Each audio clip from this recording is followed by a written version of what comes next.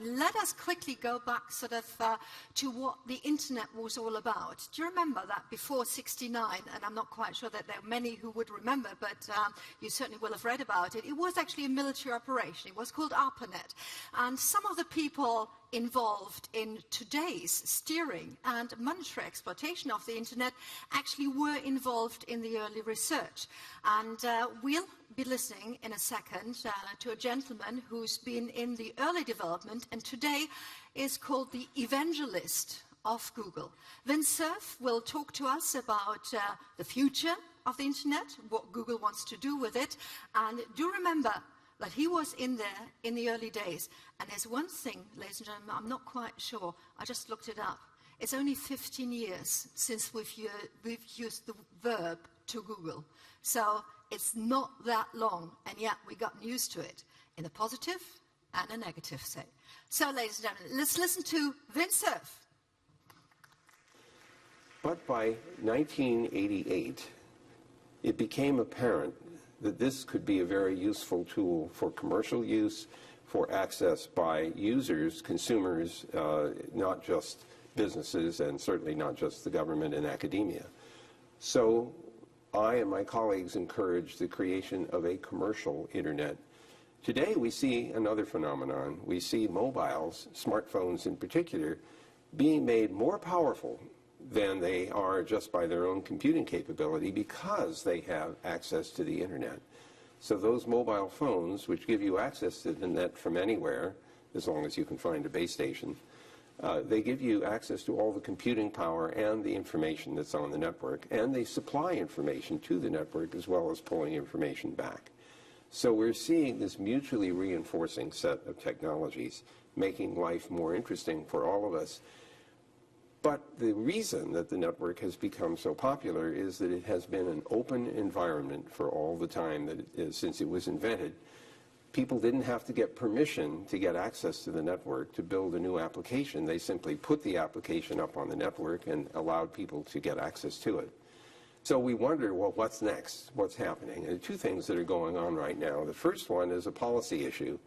The question is, who is in control of the internet? And the honest answer is nobody. It's a highly distributed, fully collaborative environment with literally hundreds of millions of networks all interconnected with each other, each of them deciding, or each operator deciding with whom to connect, with which hardware and which software, independent of everybody else. And as long as they observe the same standards, which make the internet interoperable, it all works. What's very important about the network's openness is that it allows for any company that's interested in global business services to reach these customers without any interference at all. There are pressures right now that may in fact cause the network to become balkanized. And those pressures arise because of concerns that people have over privacy. And the countries that are concerned about this are talking about building barriers around their national networks. I urge you to try not to do that. It's not a good idea. It's harmful when it comes to the economy, and it hurts the global human communication that we have been able to establish with a network of this form. What we have learned, especially in the Internet Corporation for Assigned Names and Numbers, which is responsible for domain names and internet address allocation, is that a multi-stakeholder model for internet governance is in fact the best way to move forward. The technical community, civil society, the private sector, and governments all have a role to play when it comes to policy about the internet's technical use and its use in business and the use by ordinary users. Looking towards the future, the internet has an unlimited future because it's all about software. And if you know anything about software, you know that there is no limit to what you can do in software. The limit is your imagination. And so I foresee that the network has only invented 1 or 2% of all the possible applications that it could support. So we have a very interesting future ahead of us. I'm sorry that I can't be with you in person, but you'll have to put up today with virtual Vint. In the meantime, I do hope we see each other in the real world. And in the meantime, I'll see you on the net.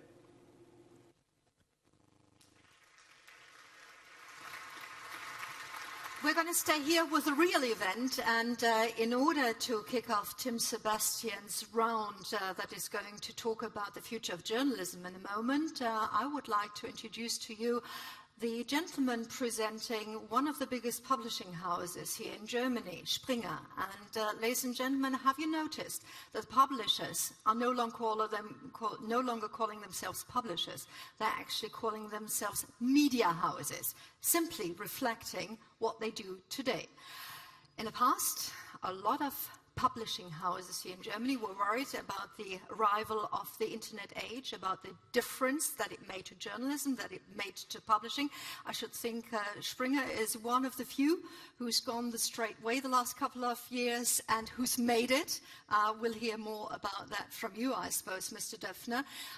But most of all, Mathias Döpfner's name has been published a lot in Germany in the last couple of months, simply because he's sort of started to criticize Google for its market power. In fact, one of the articles that spurred off the whole debate in the Frankfurter Allgemeine Zeitung actually said, "We are afraid of Google." Now, whether Mr. Döpfner is really afraid or whether it's just an intellectual debate, we'll see in the next 15 minutes. We're looking very much forward to how you see the environment with which we're working with Google, and certainly, Mr. Döpfner, how you see the future of journalism within your own media house. Good morning, ladies and gentlemen. It's a great pleasure to be here at the Global Media Forum in Bonn, my city of birth. Although I have to admit that I actually somehow regret to have accepted it, because you should never speak after a great entertainer. Basim Youssef, you did a great job, and it is a mistake to speak after you, and particularly for a German. You know the situation of three soldiers, an American, a British, and a German soldier. They're caught in a trap by Taliban in Afghanistan and immediately sentenced to death. So they ask the three of them, "You have one last wish." So they ask the French first, and the French says, "Please let me sing for a last time La Marseillaise, the national anthem." Fine, no problem. Then they ask the German, "What would you like?" He says, "Please give me the chance to give a last in-depth speech about the injustice of unilateral war under UN mandate." So, fine, no problem. Then they ask the American, "What is your last wish?" "Please shoot me first, that I don't have to listen to the German."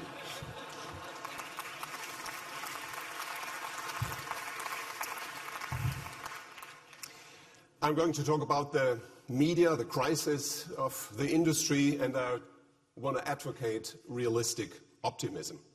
As common wisdom has it, everybody in the media industry is complaining. Now the question is it because media executives, don't want to be optimistic, or is it simply because they're living in circumstances where complaining is the only option? That reminds me of a student who enters a Buddhist monastery in order to become the pupil of a great guru. So the guru has just one sacred commandment, and that is the student would only be allowed to speak 2 words every 12 years. So after the first 12 years, the student says hard bads. After further 12 years, the student says bad food. 12 years later, after 36 years of hard work and praying and meditation, he says, "I quit." "Good," snaps the guru. "The only thing you have done in the last 36 years was complaining." So today, international publishing landscape is undergoing radical transformation. Technology and journalism are moving closer together than ever. The purchase of the Washington Post by Jeff Bezos, the founder and major shareholder of Amazon, has been perceived as a kind of symbolic event. Technology takes over content. Will technology companies such as Google, Apple, Amazon, Facebook be the new and only distributor of content? Will they control the process of weighing, evaluating events? Or will the traditional publishing houses manage to uphold journalistic genetic code as a competitive advantage and benefit from the new technologies and infrastructure in the digital media economy? Or will completely new players, bloggers and aggregators, play the role of the new publishers, which would not be bad news. It's just a natural sign of disruptive change. In any case, publishers are used to crisis. When Johann Carolus published the first newspaper over 400 years ago in Strasbourg, copyists were starting quickly to ruin his business and threatened him, so the project was given up 12 days later. Around 1900, there was the next crisis, the crisis of quality. Tabloid newspapers came up. 50 years later, television was perceived as a threat to the existence of newspapers. The last years have been marked again by crisis. This time it's not just the great advertising and circulation and structural crisis. It is more a crisis of purpose in the industry. By now there's almost a general agreement that the digital economy has provided tremendous opportunities, but here and there people are worried by the role of some sector tech monopolies and by the fact that the digital economy is for content an economy of no prices. Everything is, and some people think needs to be available for free. For several weeks, a debate has now been running, and it has been mentioned, particularly in Europe, but not only about the role of Google. It's not about Google only, but now, since there is an EU case against Google, Google was in the center of a debate. For us, for Axel Springer, Google is a classical frenemy, a friend and an enemy. Google and Springer enjoy a very close business relationship. A large proportion of the quality media receive their traffic primarily via Google. In Germany, Google has a share of the search market of 91.2%. In some of the European markets, in Poland, for example, it's 99%. In simple terms, this means that when people say, well, then do it without Google, it is almost as realistic as if I were to recommend Peter Limburg to simply run his TV studios without electricity. Don't get me wrong, Google's outstanding entrepreneurial performance is something I truly admire. But I also think that it is absolutely important that there are fair criteria for Google's search results. And that is the point. These fair criteria are not in place. Google lists its own products, such as price comparison or flight and total searches and pages from its own Google Plus network, higher than those of its competitors, even if sometimes these offerings are of less value for the consumers and generate much lower traffic. Even when a Google service has obviously significantly less traffic than a competitor, it appears higher on the page until it eventually does receive more visitors. This is called abusing a market-dominating position, and everybody expected that the European competition authorities are going to prohibit that practice. It does not look like that. The Competition Commissioner has instead proposed a so-called compromise that has left anyone with any understanding of the issue speechless. This compromise, if implemented, is going to strengthen the role of Google. A wide variety of commentators have expressed their critical views on this issue. These are not regulation-crazed protectionist have-beens. They include, amongst many other public figures, some of them have remained non-public, particularly from the United States. It was amazing the number and quality of people who reacted unofficially to that. But publicly, among them, a Harvard professor, the CEO of Deutsche Telekom, the head of Siemens, the German Vice-Chancellor, the German Federal Chancellor, the President of the European Parliament, and Monique Goyen, Director General of the most powerful European Consumer Association. In her piece, A Danger for the Consumer, Goyen wrote, I quote, "Google and other search engines have led users to believe search results are built on relevance. Google has since gone on to abuse this trust, stifles innovation, and reduces consumer choice." Now, Google is not an ordinary company. It is an infrastructural player. And I mean, just to illustrate that, if somebody owns 10% of the streets in Germany and decides to charge a certain price for anybody who wants to use the streets and decides which cars he likes, just Mercedes and BMW. Probably nobody would blame him because he owns 10% and it's his decision to say, okay, only BMW and Mercedes cars on my streets. But if somebody owns 91% of the streets in Germany or 99% of the streets in Poland, then I think people would say, no, he cannot make this individual decision. He has to accept certain transparent and fair rules. And this is an issue that is absolutely not just about the future of journalism. The publishing business was just the spearhead for other industries. As long as the only issue was the expropriation of content with search engines and aggregators used but don't want to pay, few people were interested. Now they understand that the same thing happens to other industries, and it happens because of people's data. Google, Facebook, Amazon, and other tech monopolies control the world treasury of personal data. At the moment, concerns about the improper use of personal data are still trivialized and considered to be a European thing. But I'm absolutely certain that in the next 5 to 7 years we will see a complete change in how particularly America values data security and digital privacy. And that the Americans will react much more radically to this emotional change than we Europeans. The same thing has happened in the past when attitudes have changed, for example, about affirmative action. The United States was a hotbed of the very worst kind of sexual and racial discrimination. Then suddenly political correctness was introduced, which was the exact opposite, being almost formalistic in its precision. And the same thing is true with the health living movement or with the anti-smoking movement. These trends developed much earlier in Europe. In the US, they were taken to extremes a little later.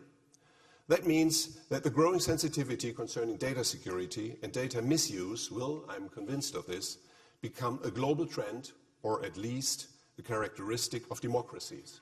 After all, only totalitarian systems want and can tolerate total transparency. Nowadays, it's perceived differently. The issue is marginalized, almost naively, but it can be explained. It is based on a terrible pact between a few technology giants and a huge number of consumers, and this pact goes something like this. We will provide you with our services, which are seemingly free, in return for your soul. And by your soul, we mean your data. By your soul, we mean your behavior. And we can monetize and manipulate your soul, your behavior. That's the deal. What many people are only realizing very slowly is the services which are perceived to be free of charge have a much higher price than money. Those who pay with their behavior pay, in the end, with their freedom. Tech monopolies share value provides a good idea of the wealth of data. Google has a current market capitalization of more than 350 billion US dollars. At one point, the internet giant was even more expensive than ExxonMobil, measured in terms of stock market value. Data has become the new oil. The question is, who owns this data and what does he do with the data? And this is, in the end, a political issue and not only an economic issue. As always, these developments bear threats. The threat is the abuse of data, but at the same time, they bear tremendous opportunities. You can do so many great things with data. It's not necessarily negative. It is just about the question, what do we do with the data? Are there transparent and fair rules? And do we, journalists and entrepreneurs, really shape the opportunities? We at Axel Springer did so. I represent a company that has radically digitized its business and now generates 3/3 of our total advertising revenues with digital businesses and 67% of our profits with digital businesses. So we are a beneficiary of digitization. Our company wouldn't look like the company looks today without the digital revolution. And in that context, I think that the depressive mood about the future of media companies, or publishers as we call ourselves, we have defined our strategy, we want to become the leading digital publisher. This mood to be depressed and to think they're only threats is wrong. I simply don't believe it. I think alongside with the invention of language, writing and printing, digitization is the fourth great human development to change the face of civilization. In very simple terms, the recent history of journalism, and this is an example how the digitization has changed civilization, journalism can be divided in three stages. In the 19th century, the journalist was the boss, the reader his underling. The journalist decides what is important. He announces in editorial pieces how the reader should see the world. In the 20th century, journalists and readers are largely equals. Editors start to adapt to the reader's tastes. New stories are made more emotional and personal. In short, they are tabloidized, even in the so-called quality papers. The editor gives up preaching from the pulpit or the lectern. In the 21st century, the reader becomes the editor's superior. The user tells the journalist what he's interested in. Click rates are registered, which turns reading into real-time market research. The editor knows immediately what its audience priorities are, what they would like to read more and less of. Cultural pessimists like to cite this development as a proof of the downfall of a whole profession. In the digital world, where anyone can simply talk or write away, the quality of text is getting worse, these pessimists say. Content is produced by users that makes professional editors superfluous. I do not believe any of this. Amateurs and readers enhance journalism. They cannot and do not want to replace professionals. The greater the flood of information becomes, the greater the need for selection and orientation will be. In spite of the desire of freedom, in spite of the satisfaction that comes from sitting on a vast mountain of data, people will always need to receive information from a competent source and read stories researched and written by experts. This need has existed for centuries. It is reliable and it will remain. And by the way, the reader does not always want to be its own editor-in-chief. It's technically possible, but not everybody wants it. People want to be guided. It reminds me, this whole debate, a bit of the anti-authoritarian kindergartens in the 60s, when one kid asked the kindergartner, do we have to play today again what we want to play? It's not like that. Kids do not always want to play what they want to play. And readers do not always want to read what they knew that they would be interested to read. They want to be overwhelmed, surprised, seduced, led, and they want to confront themselves with views that they oppose to. Mind determines matter and not the other way around. And in a rapid technological progress, this is an important rule. I'm absolutely convinced, and you may be surprised to hear that there will be always paper. But it will just look a little different. Analog paper consists of pulp and ground-up trees. The paper of the digital world, electronic paper, will look very similar to analog paper in, 7, 10 years. It will be thin, light, foldable, rollable, totally flexible, available in various different formats. It will look like traditional paper almost. And it's a commodity, everybody has it. So the new newspaper will be on electronic paper. And if that is the case, if the device is a commodity, then there's only one question that matters, and that is the competitive advantage or disadvantage, the quality of content. Some of the publishing companies are starting to realize that the enemy of journalism is not the disappearance of paper. It is a crisis or a weakness of journalism itself, of the content, and it is the habit that everything needs to be available for free. Jeff Jarvis, who is here today, and other apologists of the free ideology have been preaching for almost 2 decades that currency online is no longer cash. It's not money, it's about publicity, about attention. The problem is that publicity does not pay the rent, and it does not pay for a cup of coffee. And if information is supposed to be a kind of staple product that should be made available free of charge in a free society, then surely the same should apply to coffee produced by Starbucks or medicine produced by Pfizer. On top of that, if we pretend that it is available for free, it is a misinterpretation. The price, I said it, you have to pay is more expensive than money. You pay with your data, you pay with your behavior. I am also here a cultural optimist, absolutely convinced that gradually a culture of paying for digital newspapers will take root over the next few years. Content that is less valuable will continue to be free. Content that is really relevant or very entertaining will be paid for.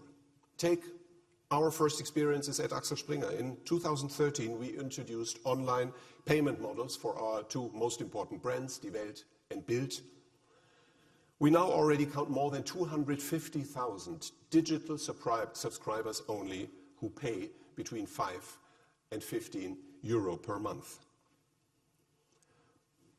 We are optimistic that this trend is going to continue. We are optimistic that quality content will convince people that it is in their interest to pay in order to allow independent research and a truly unpredictable quality journalism. Now, I want to conclude with 5 reasons why, also from a content perspective, digital journalism can be better and in the long run will be better than analog journalism.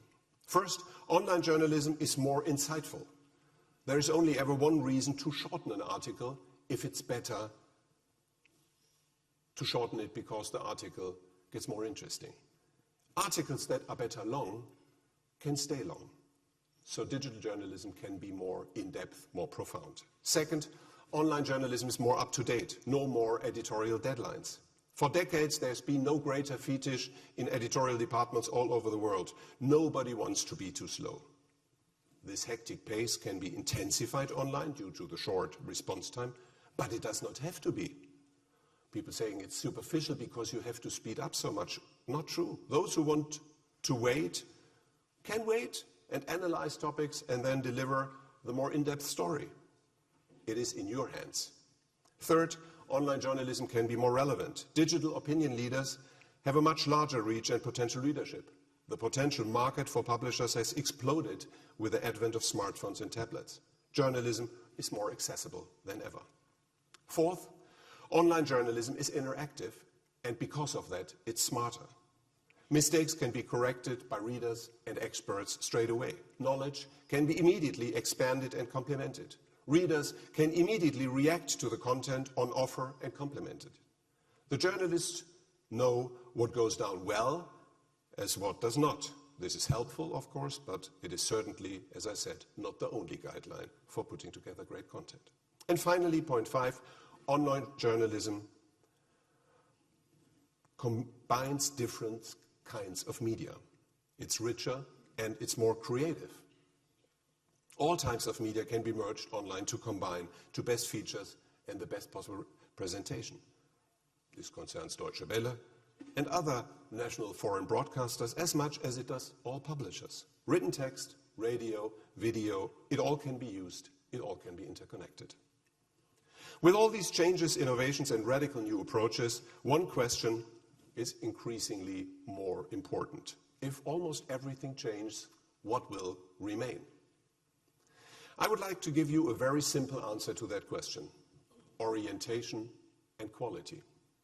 To be more exact, the digital newspaper of tomorrow will be characterized by exactly the same things that characterized the analog newspaper: exclusive news, independent views, and a vivid language, and perhaps a sense of humor.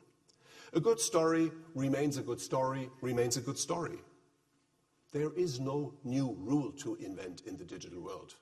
A good read is a good read, full stop. And one example is OSI, a new journalistic product in which we have recently invested on the west coast of America. OSI is a highly regarded journalistic startup because it focuses on very old-fashioned qualities, telling and presenting stories that readers need and love and enjoy. OSI simply knows how to tell a good story. It reports on topics that go beyond what is reported in the daily news, and in particular, beyond national borders. In doing so, it follows the principle that have always distinguished good journalism from bad journalism: having something to say, explaining what is behind it, and taking on responsibility. Be a trustful, responsible source. We are at the very beginning of the creative development of the digital journalism. I think we only take advantage of perhaps, he said 2 for the digital economy in general. We can negotiate 2 or 5% of the creative possibilities of digital journalism. The future belongs to journalists and publishers who shape journalism so that it is technically progressive and aesthetically, creatively new and different. But in the end, and this is essential, they must be absolutely fanatical about the product quality, whether it's entertainment or whether it's serious news information. If we focus our discussion on technology only and neglect the quality and the charisma of content, then we commit suicide out of the fear to die.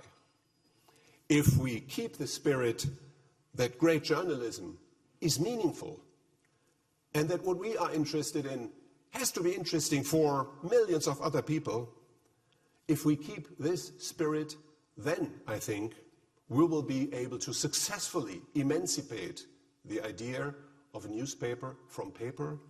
And then I'm deeply convinced the best times of journalism are still ahead of us. Thank you very much.